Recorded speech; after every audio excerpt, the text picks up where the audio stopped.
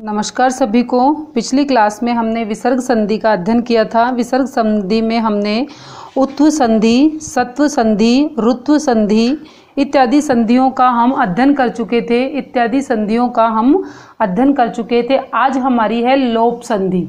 विसर्ग में ही अगली कौन सी है? लोप संधि। और ये विसर्ग की जो हमारी परीक्षाओं की दृष्टि से इम्पोर्टेंट है वह अंतिम संधि है। अब देखिए, नाम से ही प्रतीत हो रहा है कि इसमें विसर्गों का क्या हो जाएगा? लोप हो जाएगा। इसमें विसर्गों का क्या हो जाएगा? लोप हो जाएगा। अब देखिए, इसको अपन कैसे याद रखेंगे? आ के बाद में यदि देखो विसर्ग से पहले यदि आ हो, विसर्ग से पहले यदि क्या हो? आ हो और उसके बाद विसर्ग हो। ठीक है, जैसे मान लीजिए विसर्ग है, ठीक है, और इससे पहले क्या हो? आ हो, या कोई जैसे मान लो कै के साथ में आ की मात्रा हो, तो ये क्या है? विसर्ग से पहले यदि आ हो और विसर्ग के बाद यदि वर्ग का तीसरा, चौथा और पांचवा अक्षर हो, विसर्ग के बाद यदि वर्ग का तीसरा, चौथा और पांचवा वर्ण हो, और या फिर कोई भी स्वर हो, तो विसर्गों का क्या हो जाता है? लोप हो जाता है। विसर्गों का क्या हो जाता है? लोप हो जाता है। और एक बात और याद रखनी है आपको कि य व र ल है हो तो भी विसर्गों का लोप हो जाता है। तो देखिए, मैं आपको बताती हूँ कि वर्ग क्या होता है। हर बार मैं आपको बताती हूँ, एक बार फिर बता देती हूँ। जैसे मान लीजिए कै, ख, ग, घ और ड। अब ये क्या हो गया? कै वर्ग। ये क्या हो गया? कै वर्ग। ठीक है, ऐसे ही ट, ठ, ड, ढ और न। ये क्या हो गया? अपना ट वर्ग। ठीक है, अब इसी तरह से हमारा हो जाता है तय वर्ग। इसी तरह से हमारा क्या हो जाता है? तय वर्ग। ठीक है, और इसी तरह से हमारा हो जाता है च वर्ग। ठीक है ना। अब इसका तीसरा अक्षर क्या हो गया? ग, घ और ड। इसका क्या हो गया? ड, ढ और न। और ऐसे ही च वर्ग क्या हो जाएगा? च, छ, ज, झ, य। तो तीसरा, चौथा और पांचवा अक्षर हो और उसके साथ में, ठीक है, ये हो, और या फिर हमारे पास में क्या हो? य, व, र और ल। ठीक है, य, व, र और ल। ये अपन ने सत्व में भी पढ़ा था। और हमारे पास में क्या हो? य, व, र और ल हो, तो क्या हो जाता है? विसर्गों का लोप हो जाता है। विसर्गों का क्या हो जाता है? लोप हो जाता है। हमको विसर्गों का लोप कर देना है। अब मैं आपको कुछ उदाहरण बताती हूँ। उदाहरणों के माध्यम से आपको जल्दी समझ में आएगा। देखिए, जैसे मान लीजिए आपके पास में आता है बालहा प्लस अत्र, बालहा प्लस अत्र, बालहा प्लस अत्र। अब ये देखिएगा, बालहा, बाला में क्या है? आ है। ठीक है, और यहाँ पे क्या है? विसर्ग है, और प्लस के बाद में क्या है? कोई स्वर आ गया। ठीक है, अब हमको यहाँ क्या करना है? विसर्ग का लोप कर देना है। ये अपन ने अभी नियम पढ़ा है। हमको क्या कर देना है? विसर्ग का लोप कर देना है। तो क्या बनेगा यहाँ पर? बालात्र। क्या बनेगा यहाँ पर? बालात्र। ठीक है, बालात्र। ठीक है ना। इस तरह से करना है हमको इसको, और कुछ नहीं करना है इसमें परिवर्तन। इतना सा हमको ध्यान रखना है। ऐसे ही लता प्लस एधंते, लता प्लस एधंते, लता प्लस एधंते। तो लता में क्या है? देखिए, आ की मात्रा, और आ के बाद में क्या है? विसर्ग है, और विसर्ग के बाद में स्वर है। ठीक है, तो अब हमको क्या करना है? विसर्ग का लोप कर देना है। ठीक है, यही तो हमने नियम पढ़ा था।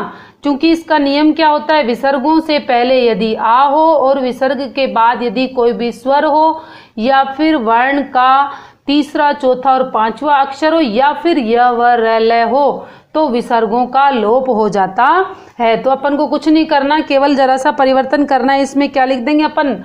लता, लता और एधंते। इनको मिलाते नहीं, अलग अलग ही लिखते हैं। ठीक है, लता और एधंते। ऐसे ही ता प्लस गच्छन्ति, तो क्या बन जाएगा? ता गच्छन्ति। वृद्धा प्लस यान्ति, तो क्या बन जाएगा? वृद्धा यान्ति। ऐसे ही बालहा प्लस हसन्ति, तो क्या बन जाएगा? बाला हसन्ति। ठीक है, अब इसका एक नियम और है, उसको भी आप थोड़ा सा एक बार पढ़ लीजिएगा, आपको समझ में आ जाएगा अच्छे से। ये तो आपको समझ में आ ही गया होगा। देखिए, नाम से ही प्रतीत हो रहा है लोप। अब लोप कब करते हैं अपन? आ के बाद यदि विसर्ग हो और उसके बाद कोई भी स्वर हो, या फिर वर्ण का तीसरा, चौथा और पांचवा अक्षर हो, या फिर य, व, र, ल, य, व, र और ल और है हो।